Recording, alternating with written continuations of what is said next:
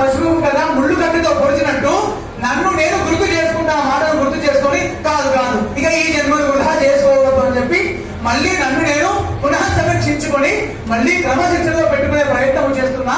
ఆ యొక్క వైద్యుడు నాతో చెప్పాడన్న మాటలు ఏమంటే, కరోనా వచ్చింది కదా అందరికీ తెలిసిన విషయమే. మనకి ఇక్కడ ఆ అబ్బాయి చెప్పాడు, నాకంటే వయసులో చిన్నవాడు, చాలా ధార్మికుడు. మళ్ళీ అయిపోయింది కరోనా, డ్యూటీ అయింది, మళ్ళా మాస్కులు మూలకు పడ్డాయి, మళ్ళీ దుకాణాలు తెరబడ్డాయి, మళ్ళీ ప్రజలు రోడ్ల మీద పడ్డారు.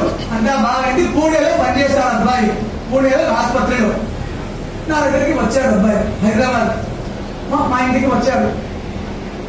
వచ్చి నిరాశగా కూర్చున్నాడు అబ్బాయి. ఏమైంది తమ్ముడు, ఎందుకు ఇంత నిరాశ అంటే, అన్న జీవితంలో ఆయన భాషలో చెప్తున్నా, జీవితం అంటే మజా పోయిందన్న అంటూ. ఎందుకబ్బా 20 మంది కరోనా పేషెంట్స్ ను ఐసీయూ బెడ్ పైన చూస్తుంది, దానిలో 70 మంది ఒకటే మాట చెప్తున్నారు. ఆ మాట మీ ముందర చెప్తా అన్న అంటే, చెప్పు నాయన అంటే, 120 మంది కరోనా పేషెంట్స్ 70 మంది ఇదే మాట చెప్పినట్ట. ఆ రూములలో ఎటు చూసినా నీలం కలర్ పరదాలు. అవునా? నా భార్య, నా బంధువు, నా సంతతి ఎవరు లేరు అక్కడ. అదే మాస్కులు ధరించిన డాక్టరే మిత్రుడు, బంధువు ఎవరైనా ఏం ముచ్చట చెప్పాలన్నా డాక్టర్తోనే చెప్పాలి.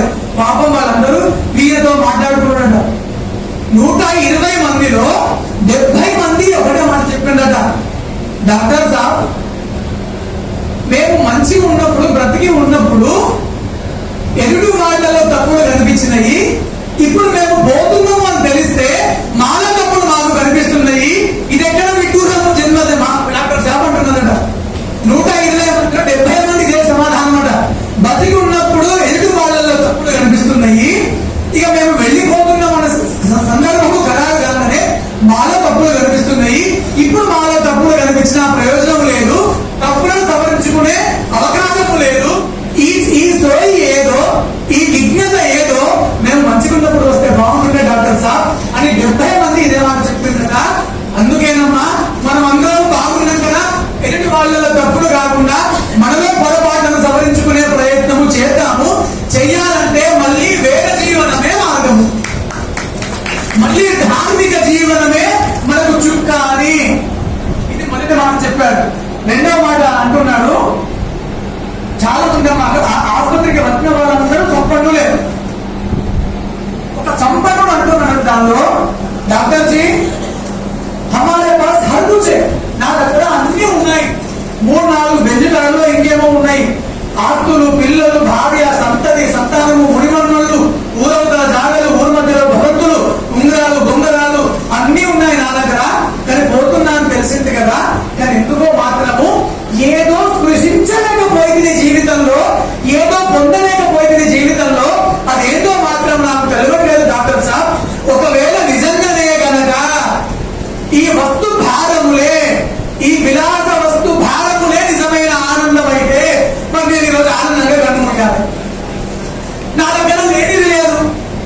3 బెంజ్ కార్లు ఉన్నాయి, 5 డూప్లెక్స్లు ఉన్నాయి, 5 భవంతులు ఉన్నాయి, 10 వ్యాపారాలు ఉన్నాయి, అన్ని కుప్పలంత డబ్బులు ఉన్నాయి, బంధువులకు జట్టులో ముడిపడిన అందరూ ఉంటారు. కానీ ఏదో స్పృశించలేకపోతున్నా అనే అసంతృప్తి ఉన్నది డాక్టర్ సాబ్, అదేంటో అర్థమైతలేదండి అని చెప్పి ఇదే మాటను అందరూ చెప్పారట.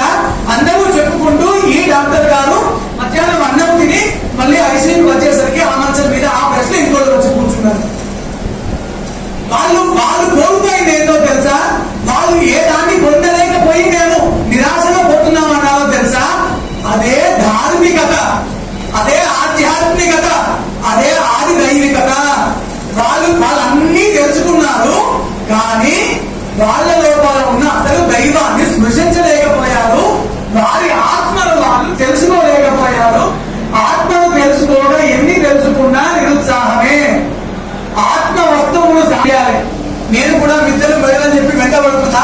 వాళ్ళని చూసిన తర్వాత 20 ఏళ్ల తర్వాత నా సినిమా నాకు కనిపించింది, మరి నాకేమన్నా బోధ చెయ్యండి అంటే, బాబు వాళ్ళు ఏమి కనుక్కోలేకపోయినామో నిరాశపడుతున్నారో అదే ధార్మికత, అదే వేద జీవనం. వేద జీవనంలో ఉన్నవాడు ఈ క్షణం యమభాగం వచ్చినా సరే సగర్వంగా తలెత్తుకొని నిలబడతాడమ్మా. అది వేద జీవనంలో ఉన్న ధైర్యము, అది భక్తిలో ఉన్నటువంటి అభయము. అందుకే అందరము భక్తి జీవనాన్ని గడుపుదాము. ఒక అవధుల ముక్తి అంటే ఏమండి? ఆధ్యాత్మికత అంటే